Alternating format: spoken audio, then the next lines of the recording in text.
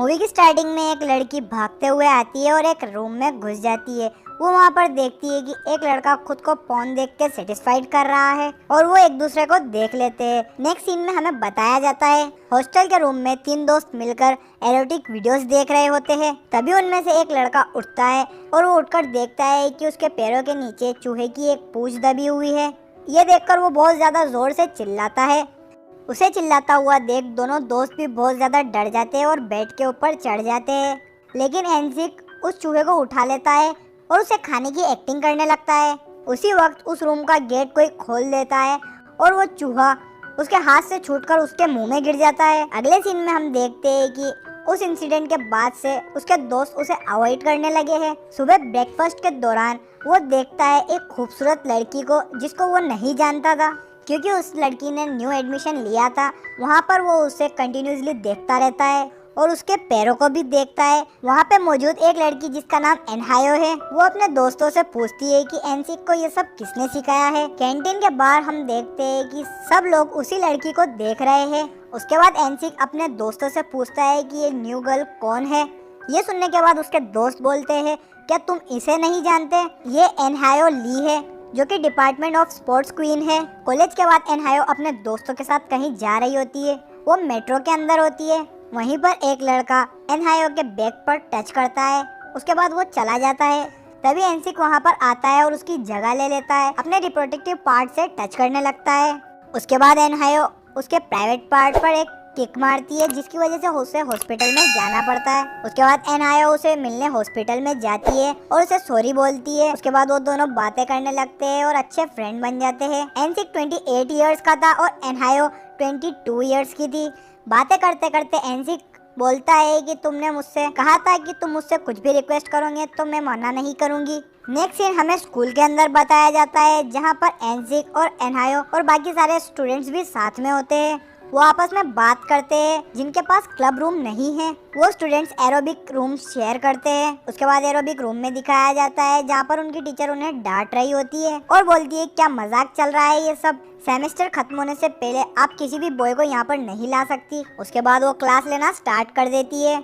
उसके बाद एक लड़की एनसिक से स्ट्रेचिंग करने के लिए कहती है। उसके बाद वो उसके साथ स्ट्रेचिंग करता है। उसी समय हम देखते हैं कि एनहायो अपने फ्रेंड्स के साथ वहाँ पर आ जाती है और वो उसे देख लेती है। उसके बाद वो गुस्से में वहाँ से चली जाती है। उसी दिन वो नाइट क्लब में जाते हैं जहाँ पर एनसिक एनहायो के साथ डांस करता है। लेकिन एनहायो को वहाँ पर शेंगवुक नजर आता है जो कि स्कूल का फेमस बॉय है, जिसे किंग बॉय भी कहा जाता है। तब एनहायो एनसिक को छोड़कर उसके साथ डांस करने लग जाती है। वहाँ पर वो उससे बात भी करती है। उसके फ्रेंड्स भी उसके साथ होते हैं। उसमें से एक लड़की शेंगवुक से पूछती है, तुम अपनी गर्लफ्रेंड जीवन को यहाँ पर क्यों नहीं लाए? जिस पर शेंगवुक कहता है कि आज मैं अपने दोस्तों के साथ आया हूँ। उसके बाद हम देखते हैं एरोबिक रूम में जहाँ पर एनसिक और एनहायो दोनों होते हैं। वो दोनों अपना वर्कआउट कर रहे होते हैं।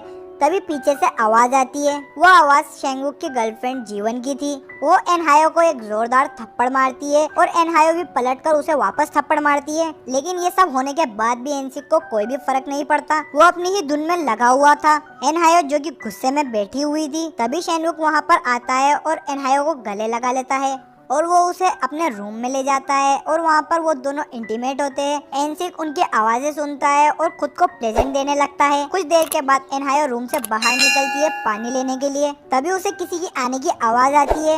उसकी आवाज सुनकर वो वापस रूम की तरफ भागने लगती है, लेकिन रूम लॉक था।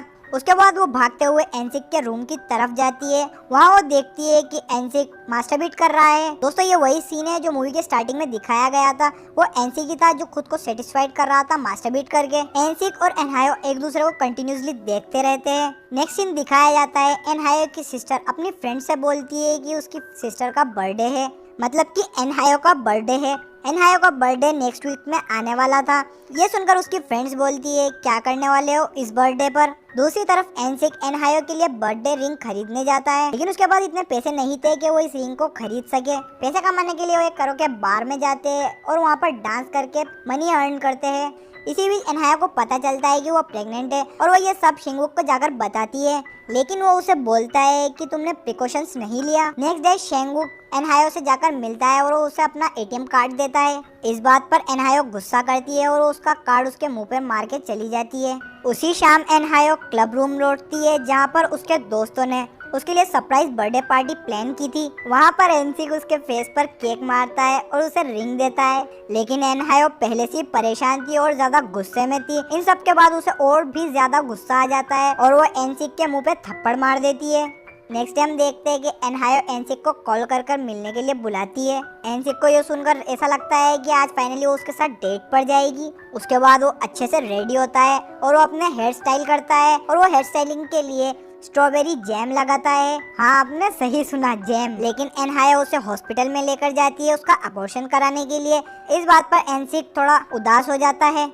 एनहायो बहुत ज्यादा दुखी थी क्योंकि उसका अबॉर्शन हो चुका था। उसके बाद हम देखते हैं कि एनसिक बार बार अपने बालों में से मक्खियों को उड़ा रहा था क्योंकि उसने अपने बालों में स्ट्रॉबेरी जैम लगाया था। उसके बाद वो एनहायो की बहुत अच्छी तरीके से केयर करता है और उसका बहुत ज्यादा ध्यान रखता है क्योंकि वो उससे बहुत ज्यादा प्यार करता था। वो उसे हर तरीके से खुश रखना चाहता है, जिसलिए वो उसे क्लीन करता है और उसका हर तरीके से ख्याल रखता है। ये सब देखकर एनहायो इमोशनल हो जाती है। एनहायो को हंसाने के लिए एनसिक तरह तरह के नाटक करता है। वो सिर्फ उसे खुश देखना चाहता था, वो उसे हंसाने के लिए हर मुमकिन कोशिश करता है। ये सब देखकर एनहायो बहुत ज़्यादा दुखी हो जाती है और बहुत रोती है। कुछ दिनों के बाद उनके सेमेस्टर्स के शो स्टार्ट हो जाते हैं और हमें बताया जाता है एनसिक को वो अपने शो को कर रहा होता है। उसमें वो अपने चेस्ट पर सीमेंट ब्लॉक्स रखता है और एक आदमी हैमर से उसको तोड़ रहा होता है। तभी एनसिक एनहायो को आता हुआ देखता है और उसे देखते हुए उठने लग जाता है। तभी वो हैमर एनसिक के सर पर लग जाता है। एनहायो पूरी तरीके से रिकवर नहीं हुई थी, तब भी वो अपने एरोबिक चैंपियनशिप में जाती है और परफॉर्म करती है। उधर एनसिक भी होश में आ जाता है और वो एनहायो को देखने के लिए आता है, लेकिन वहाँ खड़े गार्ड्स उसे बाहर लेकर चले जाते हैं। एनहायो अपना शो कंप्लीट करती है। उसके बाद एनसिक एनहायो से मिलने के लिए जाता है। वहाँ पर वो देखता है कि एनहायो को बहुत ज़्यादा ब्लीडिंग हो रही थी। उसके बाद वो उसे हॉस्पिटल में लेकर जाता है। एनसिक को बहुत ज़्यादा गुस्सा आ रहा था। उसके बाद वो गुस्से में उठकर शेंगुक के पास जाता है। वो वहाँ पर अपने दोस्तों के साथ मजे कर रहा था पार्टी में। वहाँ जाकर एनसिक उसे बहुत मारता है और वापस एनहायो के पास चला जाता है। अब एनसिक और एनहायो बहुत ज़्यादा खुश है और उसके बाद ये मूवी यहीं पर एंड हो जाती है।